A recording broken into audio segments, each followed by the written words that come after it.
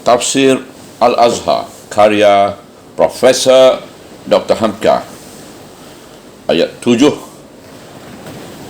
sehingga ayat 10 dari surah An-Nisa. Bismillahirrahmanirrahim. للرجال نصيب مما ترك الوالدان والأقربون وللنساء نصيب مما ترك الوالدان والأقربون مما قل منه أو كثر نصيبا مفروضا. Ayat 7. Untuk laki-laki ada bahagian dari yang ditinggalkan oleh ibu bapa dan keluarga yang dekat. Dan untuk perempuan-perempuan pun ada bahagian dari yang ditinggalkan oleh ibu bapa dan keluarga-keluarga yang terdekat. Dari peninggalan yang sedikit ataupun banyak, bahagian yang sudah ditetapkan.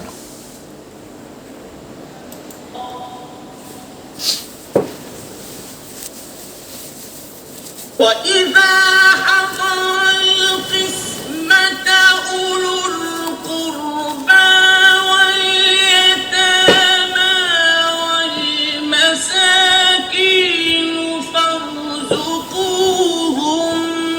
منه وقولوا لهم قولا معروفا. Ayat ke-8. Dan apabila hadir tatkala membahagi-bagi itu kerabat, anak-anak yatim dan orang-orang miskin, beri rezekilah mereka dari harta itu dan katakanlah kepada mereka kata-kata yang sepatutnya.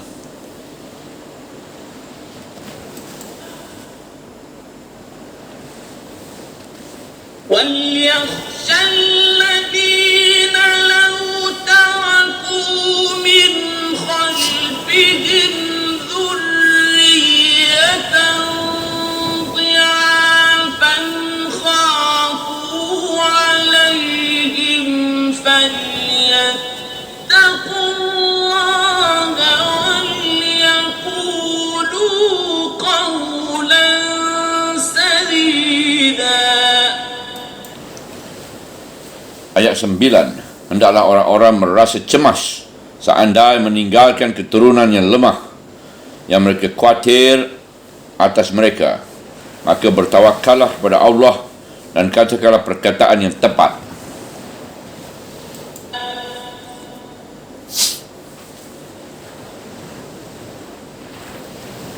إن الذين يأكلون أموال اليتامى ظلما إنما يأكلون في بطونهم نارا وسيصلون سعيرا. Ayat ke-10. Sesungguh orang-orang yang memakan harta benda anak-anak yatim dengan aniaya lain tidak melainkan menelan api ke dalam perut mereka, dan mereka akan masuk ke dalam api yang bernyala-nyala. Ketentuan warisan. Untuk laki-laki ada bahagian dari yang ditinggalkan oleh ibu bapa dan keluarga yang dekat. Dan untuk perempuan-perempuan pun ada bahagian dari yang ditinggalkan oleh ibu bapa dan keluarga yang dekat. Pangkal ayat 7.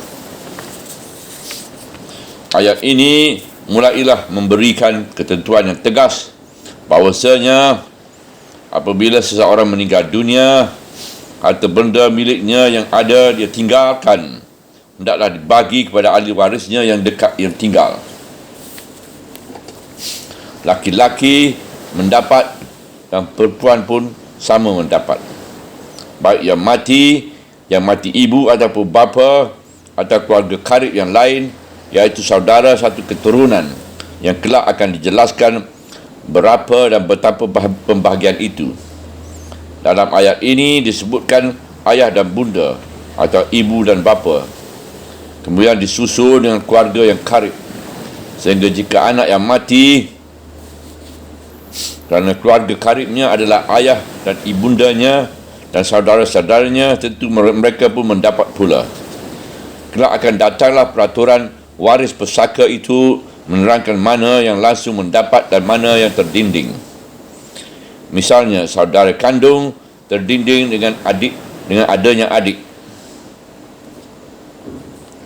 Nenek terdinding dengan adanya ayah.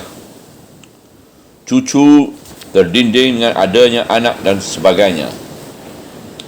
Namun, pokok peraturan telah dijelaskan dalam ayat ini, iaitu bahawa laki-laki mendapat bahagian dan perempuan pun mendapat bahagian. Dan dengan sendirinya diubahlah kebiasaan zaman jahiliah yang perempuan tidak mendapat apa-apa dan anak yang belum dewasa pun tidak mendapat apa-apa. Kemudian datang sambungan ayat dari peninggalan yang sedikit ataupun banyak. Sebagai pepatah orang Melayu, sedikit diagih bercecah, banyak diagih berumpuk. Sehingga jangan sampai ada pihak yang dirugikan atau membulut sendiri harta benda yang ada itu. Dan jangan ada yang berlaku curang. Tegasnya menjadi perbuatan yang haram kalau ada pihak yang merasa dirinya menjadi ahli waris yang menggelapkan waris yang lain yang sama berhak. Dan dijelaskan lagi di ujung ayat bahawasanya bahagian itu adalah bahagian yang sudah ditetapkan. Ujung ayat 7. Artinya bahawasanya yang menentukan bahagian itu ialah Tuhan sendiri. Tidak seorang pun yang boleh mengubahnya. Misalnya, jika seseorang akan mati, menentukan bahagian yang lebih banyak daripada anak yang lebih dikasihinya dan sedikit untuk anak yang dibencinya itu, atau isteri yang lebih dicintai dan isteri yang kurang disenangi. Dengan perbuatan itu, dia telah melanggar ketentuan Tuhan. Dirawikan oleh Qatadah dan Ibnu Zaid bahawa zaman jahiliah, kalau ada yang meninggal dunia, maka dari harta peninggalannya tidak ada bahagian untuk pewaris-pewaris yang perempuan. Ibnu Zaid menambahkan, anak-anak pun tidak dipedulikan orang tentang bahagiannya. Dihentam sajalah harta itu oleh saudara-saudara dan paman-pamannya. Menurut riwayat yang dikeluarkan oleh Abu Syekh dan Ibnu Hibban dalam kitabnya Al-Faraid, diterima dari Al-Kalbi, Abu Saleh dan Ibnu Abbas. Berkata dia, Ibnu Abbas, orang pada zaman jahiliah tidak memberi warisan kepada anak-anak perempuan dan tidak pula anak-anak laki-laki yang masih kecil-kecil sampai mereka telah ada pengertian. Pada suatu hari meninggallah seorang dari kalangan Ansar, namanya Aus bin Sabit. Dia meninggalkan 2 anak perempuan dan seorang anak laki-laki yang masih kecil. Maka datang sajalah 2 orang anak dari paman si mati, namanya Khalid dan At-Tafah. Lalu diambilnya saja segala harta warisan itu semuanya untuk mereka berdua. Melihat keadaan demikian, datanglah isteri si mati menghadap Rasulullah mengadukan nasib ketiga anaknya itu. Lalu Rasulullah SAW menyuruh perempuan itu menanti, sebab beliau belum tahu apa hukum yang akan diberikannya, menanti wahyu.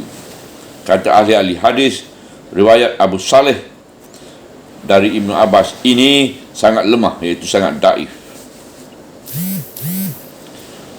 Mengikut keterangan Ibnu Jarir dalam tafsirannya yang diterimakan dari Ibnu Jariz dari Ikrimah, ayat ini diturunkan berkenaan dengan Ummi Kahlah, anak perempuan Kahlah, Salabah dan Aus bin Suwaid, yang semuanya dari kalangan Ansar.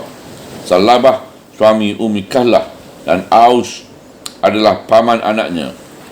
isteri si Talabah itu datang mengadu kepada Rasulullah bahawa suaminya mati, dia dan anaknya ditinggalkan, sedang harta benda suaminya diambil oleh paman anaknya, Aus itu. Padahal dia tidak turut berusaha dalam menghasilkan harta itu. Sebab-sebab turun ayat ini, mana pun yang benar dapatlah kita jadikan penjelasan bahawa ayat ini masih belum lepas dari rangka pembelaan atas anak yatim yang masih kecil dan perempuan yang tidak mendapat apa-apa. Maka ayat menjelaskan bahawasanya laki-laki tetap mendapat warisan dari peninggalan ayah bundanya dan mendapat bahagian juga dari warisan keluarga-keluarganya yang terdekat. Tapi bukan saja laki-laki, bahkan perempuan pun juga mendapat. Inilah yang dijelaskan oleh ayat di depan ini. Dengan peraturan yang ditentukan Allah ini, sebagaimana perinciannya akan disebutkan kelak, jelaslah bahawa agama Islam bukanlah semata-mata serentetan upacara ibadat, melainkan tergabung juga di dalamnya peraturan-peraturan yang sekarang kita namai hukum-hukum sipil atau perdata. Bukan saja urusan hubungan jiwa untuk seseorang dengan Tuhannya, melainkan juga mengenai kedamaian di dalam masyarakat. Bagaimanapun salihnya seseorang tekun solat 5 waktu, pernah naik haji, namun terhitung berdosa besar kalau pembahagian waris tidak diaturnya menurut yang ditentukan oleh Tuhan. Bagaimanapun salihnya seseorang tekun solat 5 waktu, pernah naik haji, namun terhitung berdosa besar kalau pembahagian waris tidak diaturnya menurut yang ditentukan oleh Tuhan. Bagaimanapun salihnya seseorang tekun solat 5 waktu, pernah naik haji, namun terhitung berdosa besar kalau pembahagian waris tidak diaturnya menurut yang ditentukan oleh Tuhan. Pemberian pengobat hati, dan apabila hadir tatkala membagi-bagi itu kerabat, anak-anak yatim dan orang-orang miskin, beri rezekilah mereka dari harta itu. Pangkal ayat 8. Ayat ini menunjukkan bahawa apabila seseorang telah meninggal, wajiblah harta benda peninggalan itu dibahagi sebagai tersebut di atas tadi. Ahli waris laki-laki mendapat, ahli waris perempuan pun mendapat. Dan ayat ini memberi petunjuk pula kepada kita bahawa pembahagian kismah itu hendaklah ditentukan waktunya dan disaksikan oleh keluarga yang patut-patut, baik yang menerima warisan dengan langsung ataupun yang di dalam daftar ketentuan syarat namanya tidak tersebut atau tidak berhak. Misalnya, jika seorang ayah mati, maka anaknya dan isterinya saja bersama ayah dan bundanya yang berhak menerima waris. Adapun saudara-saudaranya, paman-paman dan cucu-cucu si penerima waris tidaklah mendapat. Orang-orang ini didawil kurba, artinya keluarga yang hampir, atau anak-anak yatim, anak keluarga yang terdekat itu sendiri, atau anak yatim yang lain, ataupun tetangga-tetangga, apatah lagi ada hubungan kekeluargaan yang ternyata miskin pula, hendaklah pewaris-pewaris dia telah mendapat bahagian itu memberi rezeki pula. Itu adalah hal yang wajar dan patut dalam menegakkan kekeluargaan, sebab mereka telah turut menyaksikan keluarga yang telah kematian itu mendapat rezeki tertumpuk yang datang dengan tiba-tiba, yang tidak didapat dengan susah payah dan kadang-kadang tidak disangka-sangka. Misalnya, ada seorang laki-laki menikah dengan seorang perempuan di Medan. Lalu dengan perempuan itu dia mendapat seorang anak perempuan. Jika anak itu masih kecil, dia pun merantau ke Jakarta. Kerana kesulitan hidup isterinya yang di Medan diceraikan.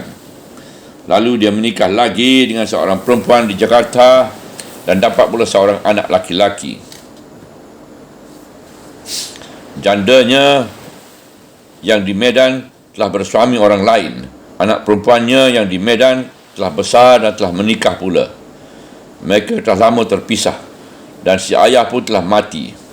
Maka anak laki-lakinya yang di Jakarta telah baik untungnya dan telah kaya pula.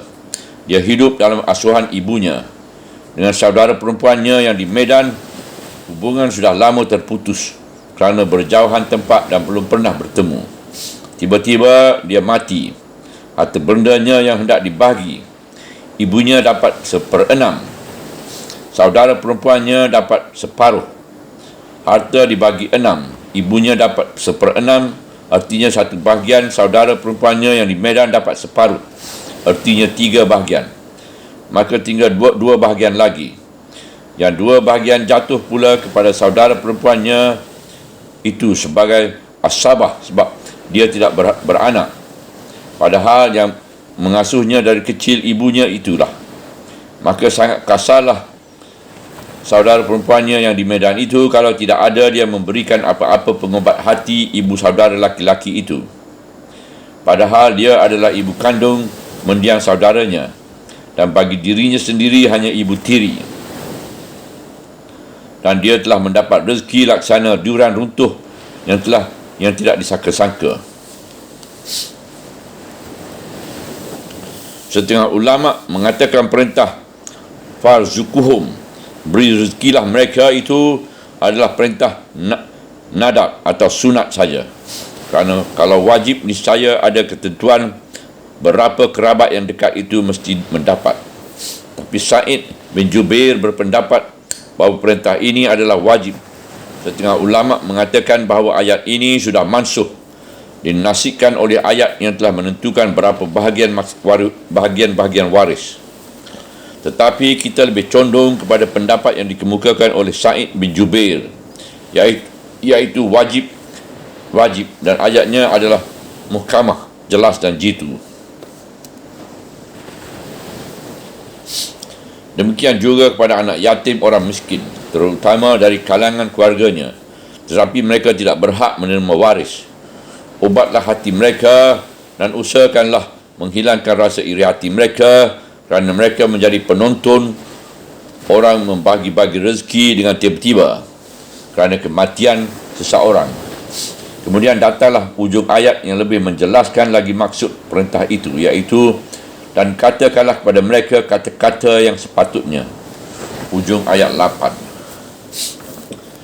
Selain pemberian harta benda, ada lagi yang lebih penting, iaitu mulut yang manis, kata yang mendapat mengobat hati. Kerana manusia kadang-kadang lebih puas hatinya jika diberi kata-kata yang patut. Misalnya, jika pemberian itu sedikit, mintalah kerelaan mereka, sebab hanya sekian yang dapat diberikan.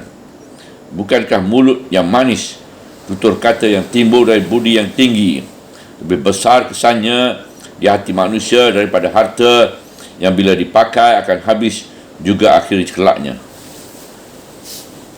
Maka berkatalah setengah ulama, yang patut diberikan itu ialah berupa barang-barang yang bisa diangkat dan dibawa.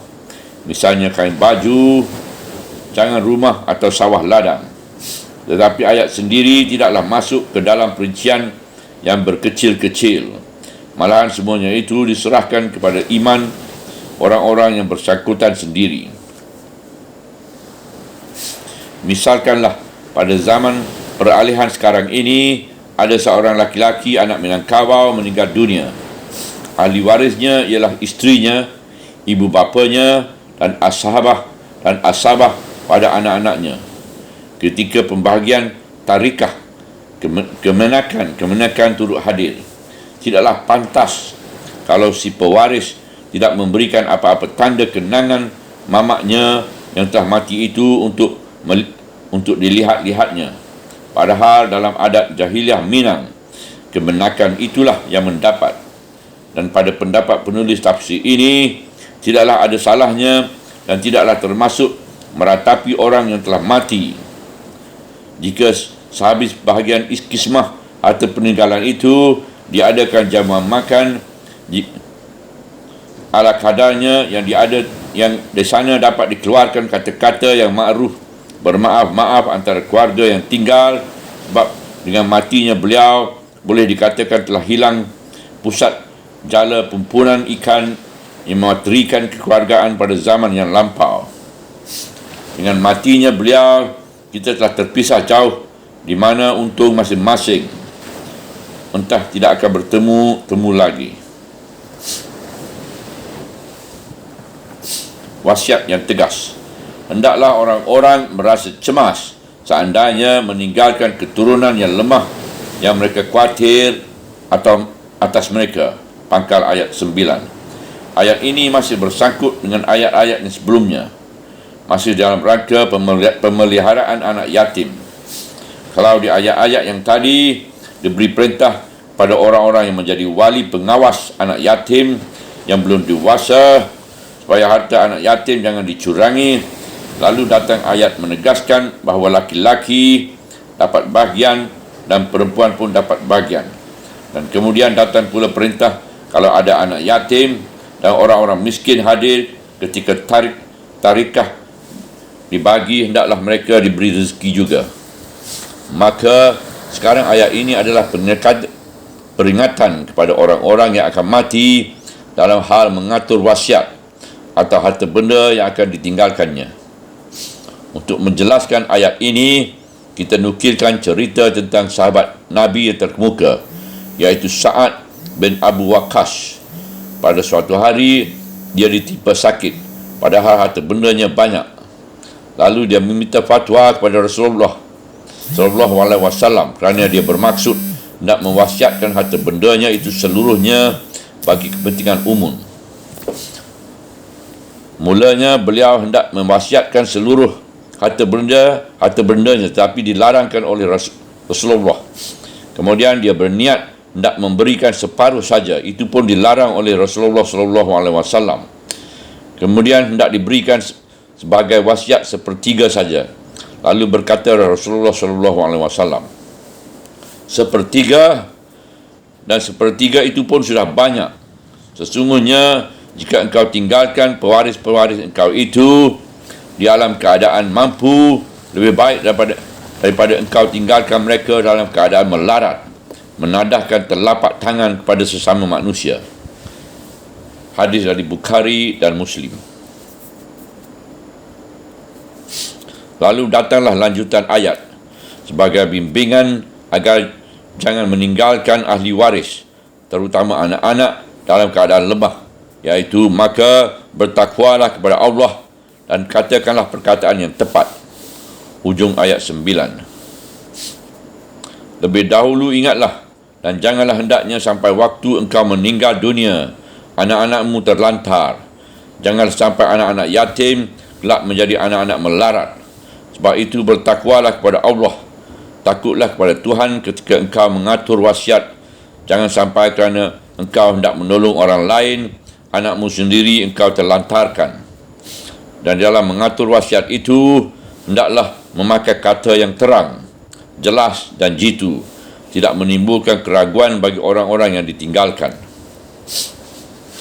Ayat ini telah memberi kita tuntunan sebagaimana tersebut juga dalam surah Al-Baqarah ayat 180, 181 dan 182 bahawa berwasiat sangat dipentingkan sehingga kelak ketika membicarakan hal-hal yang berkenaan dengan pembahagian warisan dijelaskan oleh Tuhan bahawa harta tarikah dibahagi ialah setelah lebih dahulu dikeluarkan segala barang yang telah diwasiatkan atau hutang piutang. Tetapi dalam anjuran berwasiat itu ditekankan lagi jangan sampai wasiat merugikan ahli waris sendiri, terutama zuriah, iaitu anak cucu. Engkau usahakanlah semasa masih hidup, jangan sampai anak dan cucumu kelak hidup terlantar. Biarlah ada harta peninggalanmu yang akan mereka jadikan bekal penyambung hidup. Orang kaya secara kayanya, orang miskin secara miskinnya. Akhirnya diperingatkan sekali lagi tentang harta anak yatim untuk menjadi peringatan bagi seluruh masyarakat muslimin, baik wali pengasuh anak itu ataupun kekuasaan negara yang akan menjadi pengawas keamanan umum. Demikianlah firman Tuhan. memakan harta anak yatim. Sesungguhnya orang-orang yang memakan harta benda anak-anak yatim dengan aniaya lain tidak melainkan menelan api ke dalam perut mereka. Pangkal ayat 10. Ayat ini menanamkan sedalam-dalamnya dalam jiwa kita rasa belas kasihan kepada anak-anak yatim itu, yang pada saat perlu asuhan ayahnya, tiba-tiba ayahnya itu mati. Ada harta peninggalan ayahnya, dia sendiri belum dapat menguasainya kerana masih kecil. Terletaklah tanggungjawab ke atas pundak pengasuh yang tinggal, entah pamannya sendiri atau abang-abangnya yang lebih tua yang tidak patut dinamai yatim lagi sebab sudah dewasa.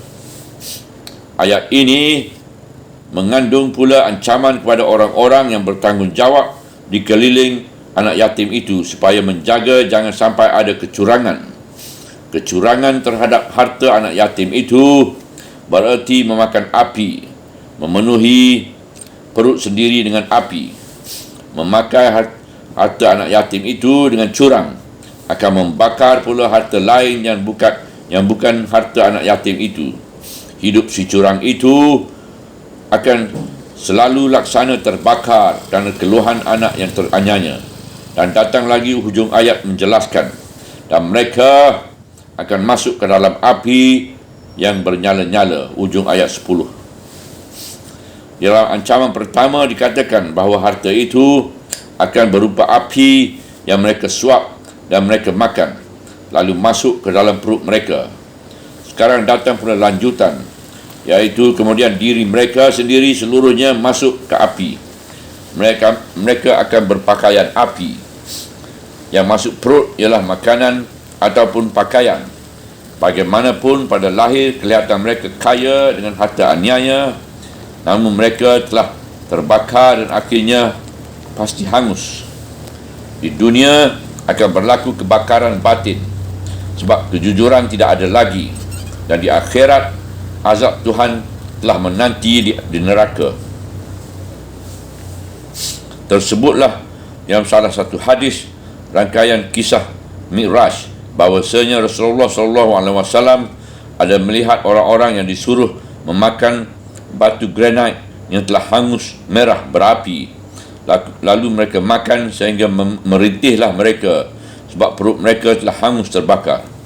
Maka bertanyalah Rasulullah kepada Jibril, apa sebab mereka begini dahsyat siksaan yang mesti diterima orang ini? Lalu Jibril menjawab, beginilah siksaan yang akan diterima oleh orang-orang yang memakan harta anak yatim dengan aniaya. Oleh sebab itu, bertali dengan ayat 9 di atas tadi, jika seseorang yang akan meninggal merasa takut anak cucunya akan terlantar lemah setelah dia ditinggalkan, kerana dia tahu bahawa keluarga yang karib tidak jujur, tidak ada salahnya jika semasa hidupnya dia sendiri yang menentukan orang yang dipercayainya untuk menjadi wali pengawas harta anak yang akan ditinggalkan yatim. Dan kalau anak banyak, ada yang telah dewasa dan ada yang masih kecil, sedang yang telah dewasa itu ada yang kurang dipercayai untuk memegang amanah adik-adiknya, bolehlah dia menentukan salah seorang antara mereka yang lebih dipercayai untuk menjadi wali adik-adiknya. Dan tidak juga ada salahnya kalau dia meminta perlindungan negara, sebagai yang pada zaman Belanda kita namai Westkamer.